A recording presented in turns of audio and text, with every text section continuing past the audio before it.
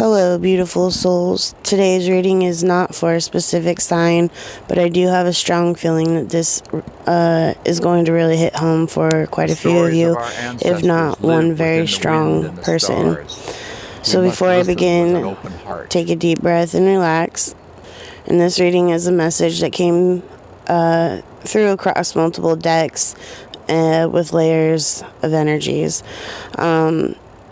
It's not about one moment, but about a journey of release, clarity, healing, and return to self.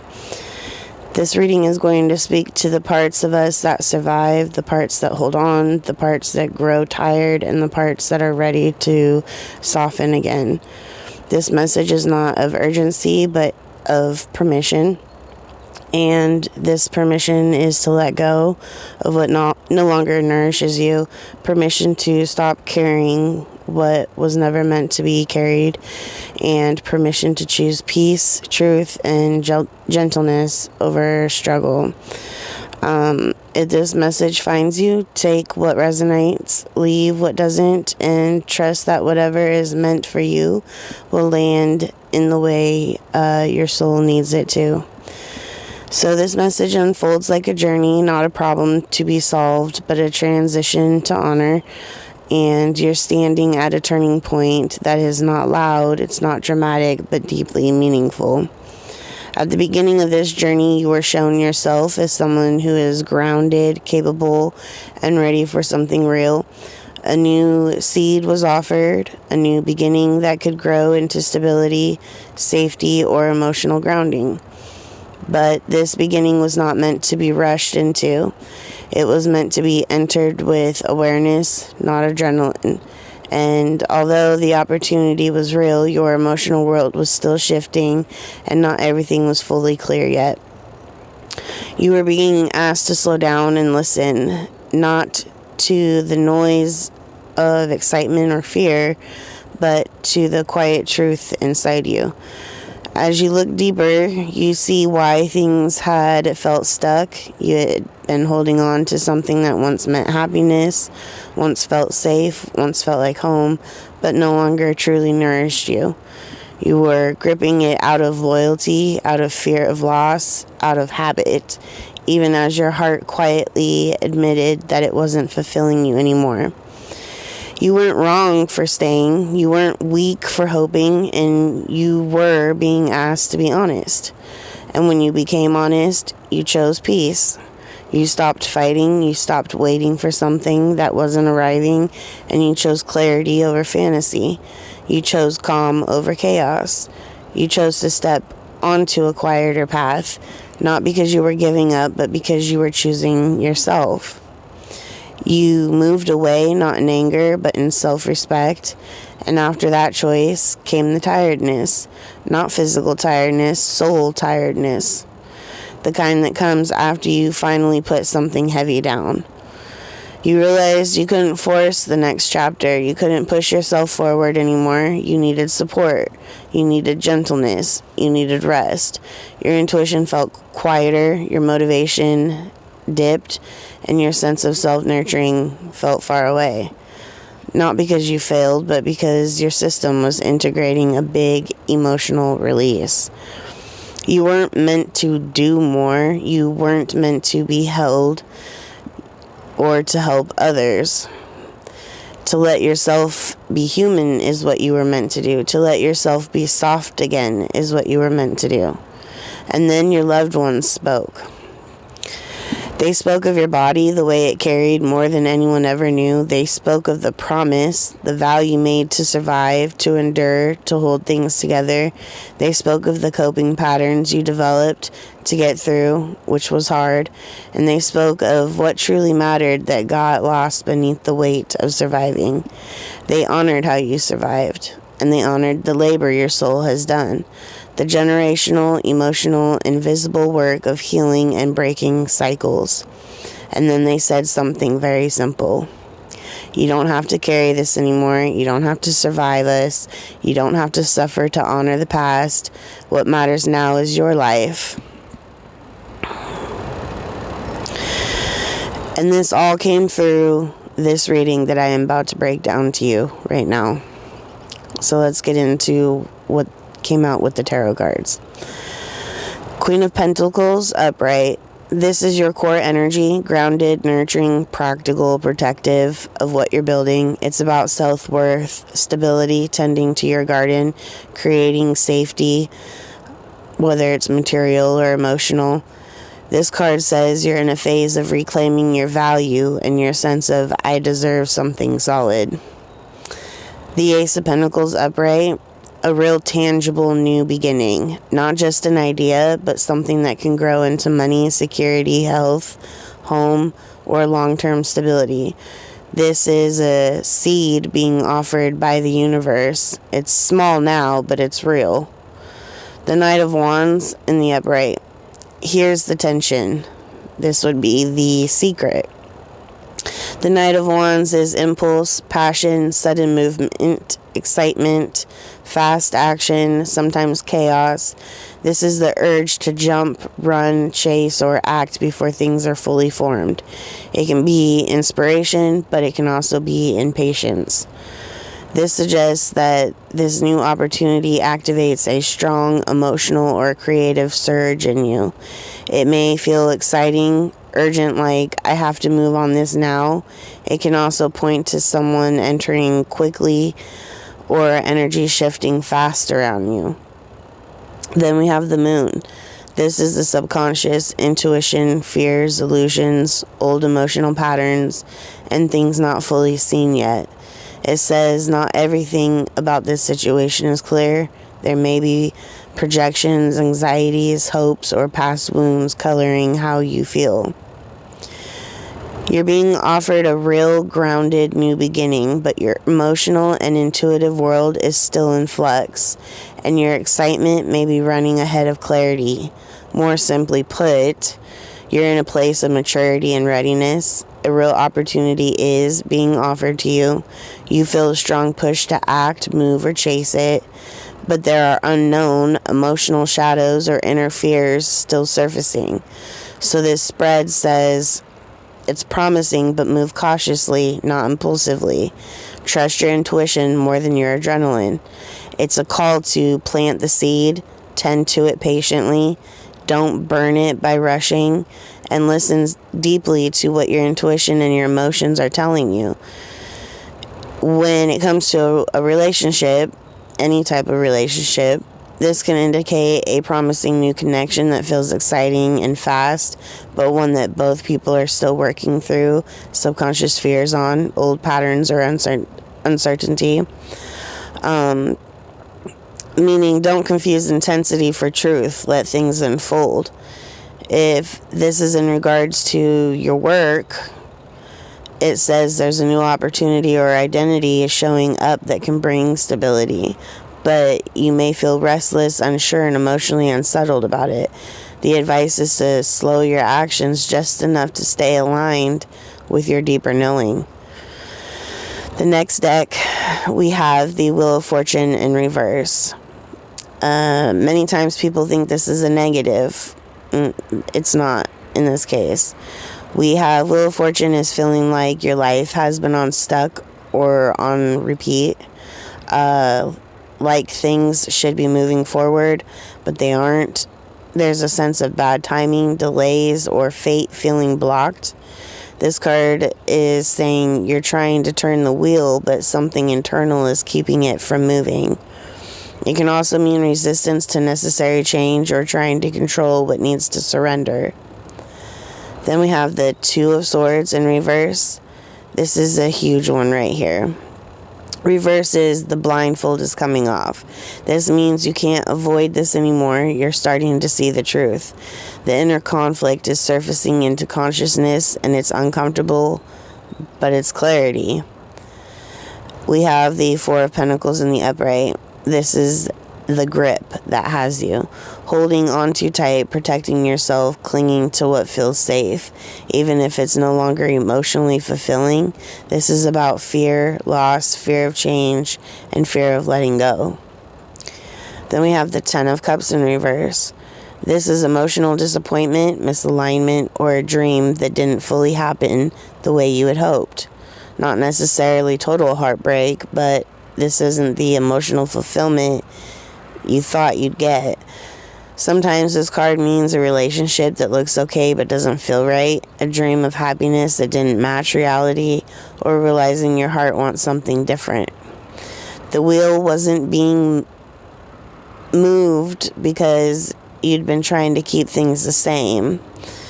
The Four of Pentacles is you're avoiding seeing truth for a while, but now it's unavoidable. The truth is, the situation is no longer emotionally satisfying for you, and it doesn't feel the way it once did. This is not a punishment, it's a liberation. The soul level advice that this spread is giving is asking to let yourself admit what no longer feels right, forgive yourself for staying longer than you should have, release control and allow life to move again. Choose emotional truth over emotional comfort. And the reversal of the Ten of Cups is not saying you'll never be happy. It's saying your happiness has changed, and that's allowed. And the moment you stop forcing an old version of happiness to be your happiness, the wheel can turn again when you accept that there's a new thing you're going to experience to become your happiness. This is a powerful, brave transition type of energy, even if it feels sad, heavy, or scary right now. So this next deck, we have the Five of Wands reversed. This is conflict that is ending. Okay, so there's no more fighting for position, no more chaos, drama, or emotional competition, no more trying to win or to prove anything. It's a desire for peace, even if that peace comes at a cost of walking away. You're done with unnecessary emotional noise. Then we have the Three of Wands reversed. This is a really big reality check right here. It's realizing that it's not coming. Not in a tragic way, but in a sobering, clarifying way. This says the future I was hoping for is not actually unfolding. And instead of waiting endlessly, you're ready to reclaim your time and energy back. Then we have the King of Swords. This is your power card. This is you stepping into your power. You have clear thinking, boundaries, truth over emotion, self-respect over attachment. This part says that I will not lie to myself anymore. This is a claim of you having calmness now, a maturity, a grounding, and clarity. It's not cold, you're just honest. The Ace of Cups in reversed. This is emotional closure. This is emotional closure, not emotional failure. So for this one, emotional energy is draining from this situation that you're in. You're no longer emotionally available for it in the same way. You've ran out of energy completely. You're now choosing to stop pouring your energy where it's not returned or nourished back to you. It's a turning inward of the heart, and you're protecting your emotional life right now.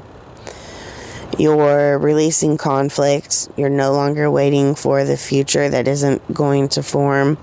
You're choosing clarity, boundaries, and truth. You're emotionally pulling back to heal and reset. And you're doing it without bitter energy.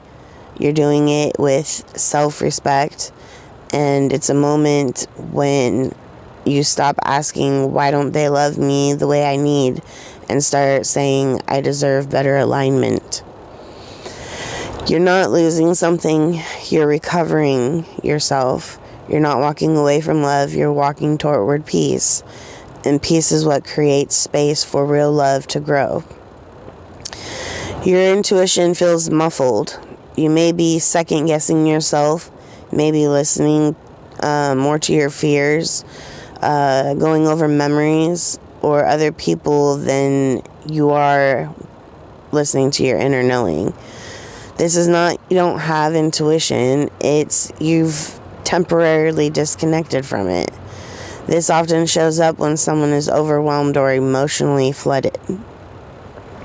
You've been working on yourself or on life so hard that it becomes draining instead of nourishing.